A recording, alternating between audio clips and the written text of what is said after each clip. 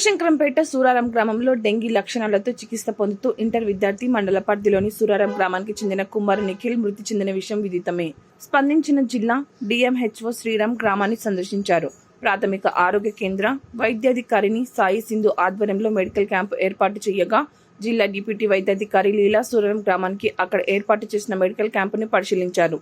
ఈ కార్యక్రమంలో జిల్లా డిప్యూటీ వైద్యాధికారి లీలా, జిల్లా మలేరియా అధికారి Vijayender, MPDO Damodar, MPO Raj Kumar, doctor Sai Sindhu, Udayanandini, CHO Yadagirirao, ఏఎన్ఎంలు బాల నర్సమ్మ, మంజుల, కవిత, ఊర్మిళ, నాగమణి, ప్రియాంక, స్వప్న, బుజ్జి, వనిత, సంతోష్, ఆశా వర్కర్లు, బీజేపీ మోర్చా జిల్లా అధ్యక్షుడు జనగామ మల్లారెడ్డి, మాజీ సర్పంచులు చిలుక నాగరాజు, పవన్ గౌడ్ తో పాటు తదితరులు పాల్గొన్నారు.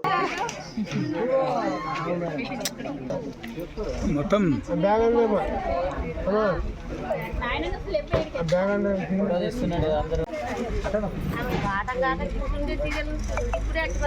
దగ్గరకు వస్తున్నా భయపడితే ఫోన్ నెంబర్ ఎక్కడి ఎత్తుకోపోతే మరి నాకు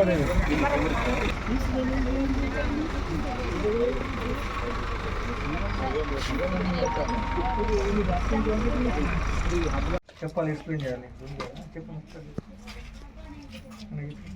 ఇది ఒక్క లైన్ ఉంటే మలేరియా లేదని, అట్లా కాకుండా రెండు కానీ మూడు కానీ ఉంటే మలేరియా ఉందని. ఇప్పుడు ఒక్క లైన్ ఉంది కదా, మలేరియా లేదు.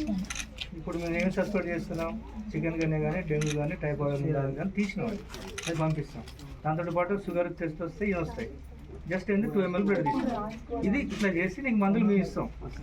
అర్థమైందా? 529 విలేజ్ ఉన్నాయి, 2017 పాపులేషన్ ఉంది. సో ఈరోజు ఫీవర్ సర్వే కూడా జరిగింది.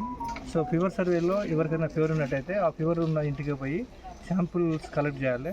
ఆర్డిటీ కిట్ కానీ సో మలేరియాకి, అదేవిధంగా డెంగ్యూ చికెన్ కానీ కూడా శాంపుల్ కలెక్ట్ చేస్తారు. ఆ ఇంట్లో ఫీవర్ ఉన్న వాళ్ళకి హైపర్టెన్షన్ ఉందా, డయాబెటిక్ ఉందా అని కూడా తెలుసుకొని డయాబెటిక్ హైపర్టెన్షన్ ట్రీట్మెంట్ అందుతుందా లేదన్నది కూడా తెలుసుకోవాలి. ఒకవేళ వాళ్ళు ప్రైవేట్ హాస్పిటల్లో ఉన్నట్టయితే ఇమ్మీడియట్గా మనము లిపిడ్ ప్రొఫైల్ చేయించుకొని బ్లడ్ షుగర్ చేయించి ట్రీట్మెంట్ కూడా అందియాలి వాళ్ళకి, హైపర్టెన్షన్ బీపీ వాళ్ళకి అని మెడికల్ ఆఫీసర్గా చెప్పడం జరిగింది. ఆశాస్ ఫీవర్ సర్వే చేస్తున్నప్పుడు ఫీవర్ సర్వే తోటి పాటుగా ఇంటి పరిసర ప్రాంతాలను కూడా చూడాలి. డ్రైనేజీ ఎక్కడైతే ఉన్నదో, సాగునీటి వాటర్ ఉన్నదా, లేదా మస్కిటో బ్రీడింగ్ పెరుగుతానికి అనుకూలంగా ఉన్న ప్లేసెస్ని మలేరియా ఆఫీసర్ చెప్పినట్టయితే మలేరియా వాళ్ళు పంచాయతీ డిపార్ట్మెంట్ తోటి కలిసి క్లీన్ చేస్తారు. దాంతో పాటుగా టీమోపాస్ కానీ మలేరియాలకి, అదేవిధంగా ఐఆర్ఎస్ కూడా డెంగ్యూగా వస్తే ఐఆర్ఎస్, చికెన్ అంటే ఐఆర్ఎస్ కూడా స్ప్రే చేస్తారు. సో ఇక్కడ పంచాయతీరాజ్ డిపార్ట్మెంటు, అదేవిధంగా మా మలేరియా డిపార్ట్మెంట్, స్ప్రేయింగ్ డిపార్ట్మెంట్, మెడికల్కి సంబంధించిన డాక్టర్ గారు వీళ్ళు ట్రీట్మెంట్ ఇస్తారు.